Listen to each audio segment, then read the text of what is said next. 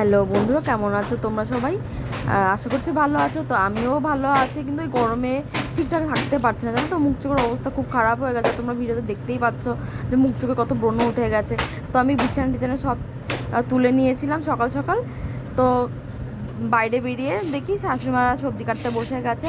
তো এদিকে সবজি কাটছিল শাশুড়িমা, আর আমি রান্নাঘরে ঢুকে ডালটা, যেহেতু আজকে ডাল করবো, তো মুসুর ডালটা ভালো করে ধুয়ে নিয়েছিলাম বেসিনে, তো প্রেসারে দিয়ে দিচ্ছিলাম।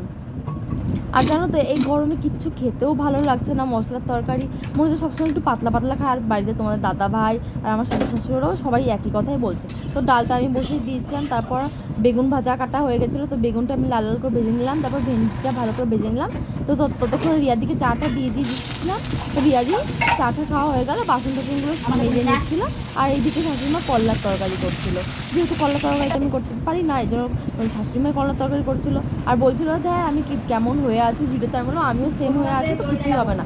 তো ভিডিও করছিলাম, তো শাশুড়ি ওদিকে করছিলো, আর আমি বাইরে ঘোরাফেরা এই করছিলাম। তো রিয়াদি ততক্ষণে বারান্দাটা ঘরটাগুলো ভালো করে মুছে নিচ্ছিল। তো আমি এই পাশে বারান্দাটা এসে দেখলাম, তো পাশের বাড়ি এই ফুলগুলো এতটা সুন্দর লাগে দেখতে, ভাবলাম তোমাদেরকেও একটু শেয়ার করি।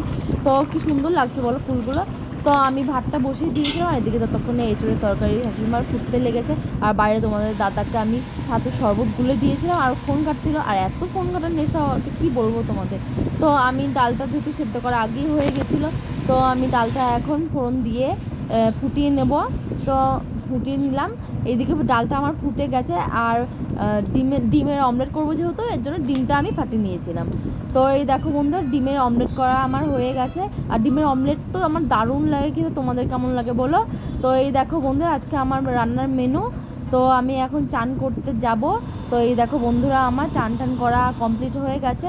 আর বাইরের দিকে দেখো এতটাই গরম যে ওরা বাইরে শুয়ে আছে, শাশুড়ি মা আর তোমাদের দাদা ভাইটা।